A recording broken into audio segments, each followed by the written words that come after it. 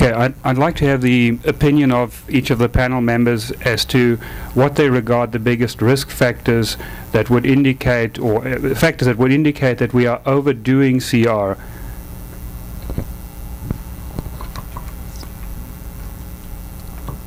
Well, I can only speak in my areas of expertise, and I would say major risk factors would be wasting a lean body mass, loss of bone mass to the point where you're fracturing at a regular rate, and particularly in women, when your body fat gets too low, if reproductive cycles cease, that would be the major factors I would consider. As someone who doesn't really do clinical work, I really don't think I could, I do very specific work in rodents, and I really don't think I would have any expertise to advise you on that, so I wouldn't even attempt to. You don't know in rodents when they're overdoing it?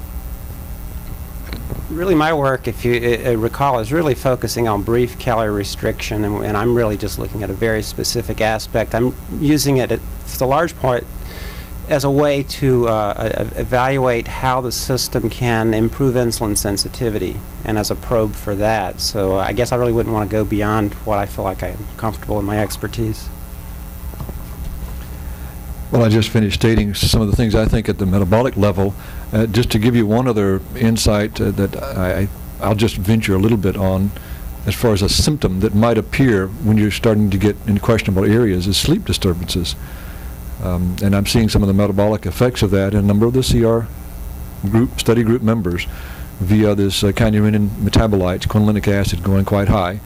Probably, all the patients that I see, those kind of levels, once again, who are not doing CR, they a very high percentage of them have very significant sleep difficulties. And so that's just maybe one other little clue that you're getting into an area that might be causing some troubles. And of course, anytime you do start having sleep difficulties, you can count on that being a negative aging factor. Is there specificity to the kind of sleep? Yeah. Trouble getting to sleep versus early The question, is there a specificity? What kind of sleep difficulty? The kind that I'm seeing most often is just simply can't stay asleep more than, for example, 2 hours. That we've had one prominent case like that, where quinolinic acid was a significant part of the metabolic picture. She couldn't sleep more than 2 hours a night for 6 years. And that's just one manifestation. That as I said, I'm seeing that as a metabolic part of the picture that I suspect in some of you may be manifesting as difficulty getting a long 6 to 8 hours night sleep regularly. And you need to, that's a clear sign for anyone, again, a health sign. If you can't sleep in the dark, the melatonin issues and all that, for 6 to 8 hours a night, virtually every night, then that's not good. Again, it's very complex. As a physician, before experiencing this data, as Dean pointed out, if I have to see most of your blood tests, you are below the normality for hemoglobin, so you are mild. Most of you are mild anemic. Most of you have a low white blood count, a low lymphocyte count, low bone mass,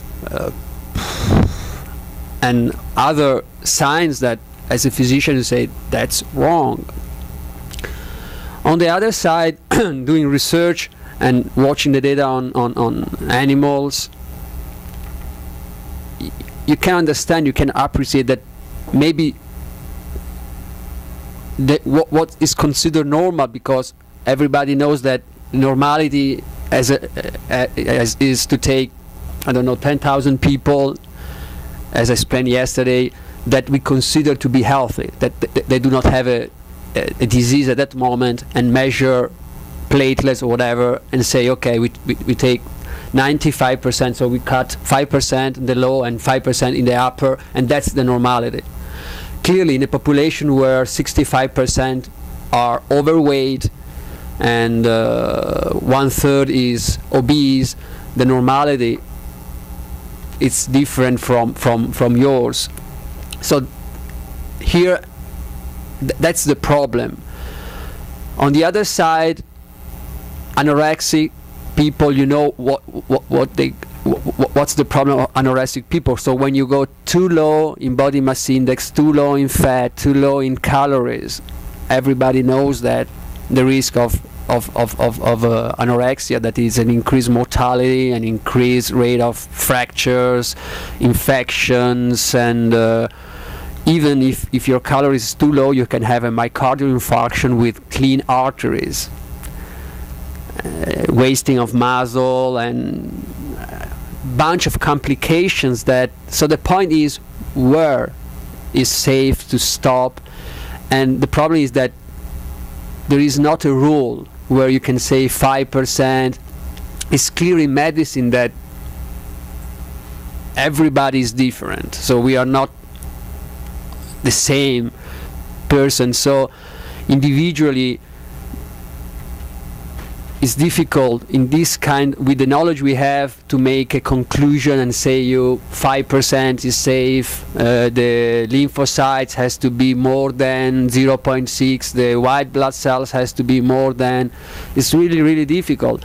You are taking a risk because you are going to one extreme, and we don't know where this extreme is safe, if it's safe to be extremely low, so on the edge, or to be, or if you already are in the undernutrition, malnutrition, or you are still in the good part of the calorie restriction. So it's really tough question. I don't think there are rules that anybody can give you at this point.